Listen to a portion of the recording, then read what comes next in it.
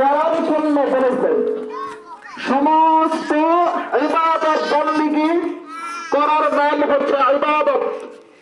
যেমন আল্লাহ তাআলা যত হুকুম আহকাম যে না করার জন্য বলেছেন, সমস্ত হুকুম আহকামকে ছেড়ে দেওয়ার নাম হচ্ছে যে ইবাদত।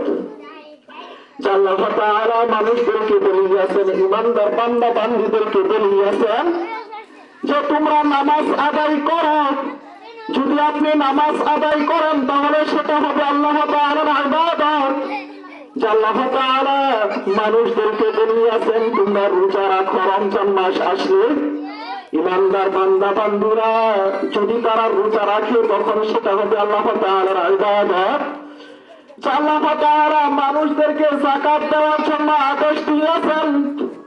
মানুষেরা যদি যাকাত দেয়, যাদের উপর যাকাত ফরজ হইয়া গিয়াছে, তাহলে সেটা হবে আল্লাহ তাআলার ইবাদত। আবার যাদের সামর্থ্য আছে মক্কা মদিনা গিয়া জিয়ারত করার, হজ করার, তারা যদি হজ করিয়া আসেন তখন সেটা হবে আল্লাহ তাআলার ইবাদত।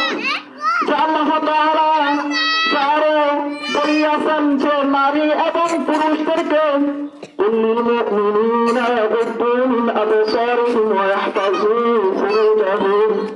হে নবী, আপনি মুমিন পুরুষদেরকে আপনি বলিয়া দেন তারা যারা তাদের চক্ষুকে হেফাজত করে এবং তারা যারা তাদের লজ্জাস্থানকে হেফাজত করেন। আল্লাহ তাআলা পবিত্র কুরআনুল কারীমের এই আয়াতের পরের আয়াতের মধ্যে বলতেছেন وَقُلْ لِلْمُؤْمِنَاتِ يَغْضُضْنَ مِنْ أَبْصَارِهِنَّ وَيَحْفَظْنَ فُرُوجَهُنَّ। আপনি মুমিন নারীদেরকে আপনি বলিয়া দেন তারা যেন তাদের চক্ষুকে হেফাজত করে এবং লজ্জাস্থানকে হেফাজত করে।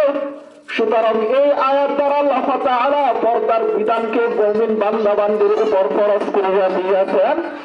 মুমিন বান্দা বান্দীরা যদি তারা পর্দা পালন করে, পর্দা করে, যদি তারা পর্দা করে তখন সেটা আল্লাহ তাআলার ইবাদত। যদি তারা পর্দা না করে তখন সেটা হবে আল্লাহ তাআলার ইবাদত।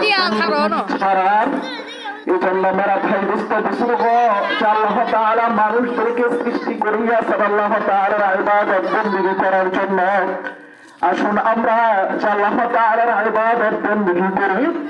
যে আল্লাহ তাআলা যে সুদকে হারাম করিয়াছেন, যে আল্লাহ তাআলা সুদের ব্যাপারে পবিত্র কালামুল্লাহর মধ্যে ইরশাদ ফরমান সূরাতুল বাকারার মধ্যে ওয়া হাররামার রিবা, যে আল্লাহ তাআলা সুদকে হারাম করিয়াছেন। যদি আপনি সুদ না খান, সুদ যদি আপনি ছাড়িয়া দেন, সুদ যদি আপনি ছাড়িয়া দেন, সুদ যদি আপনি ছাড়তে পারেন তখন সেটা হবে আল্লাহ তাআলার ইবাদত।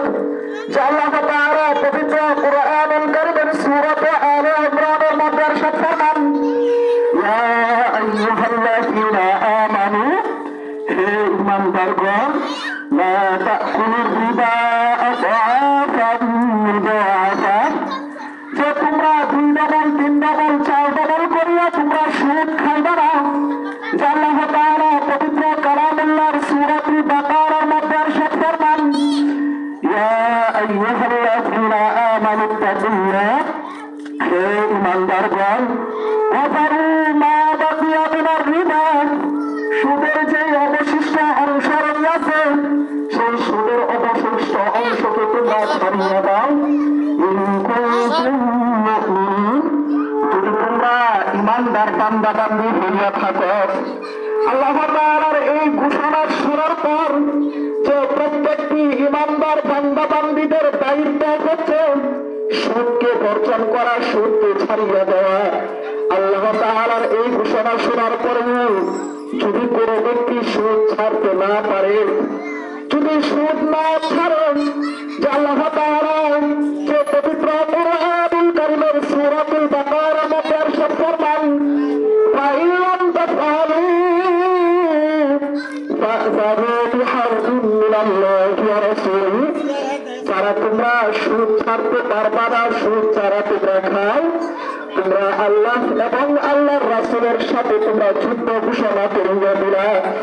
মেরা ভাই বুঝতে বুঝুন যে আপনি যদি নামাজ পড়েন আর সুদ খান, যে নামাজ পড়ার সত্ত্বেও নামাজ পড়া অবস্থায় 24 ঘন্টা যে আপনি আল্লাহ এবং আল্লাহর রাসূলের সাথে আপনি যুদ্ধ ঘোষণা করিয়া দিতেছেন। আপনি যদি মক্কা মদিনায় হজ করতে চান, যদি আপনি সুদখোর হইয়া থাকেন, তাহলে আপনি আল্লাহ এবং আল্লাহর রাসূল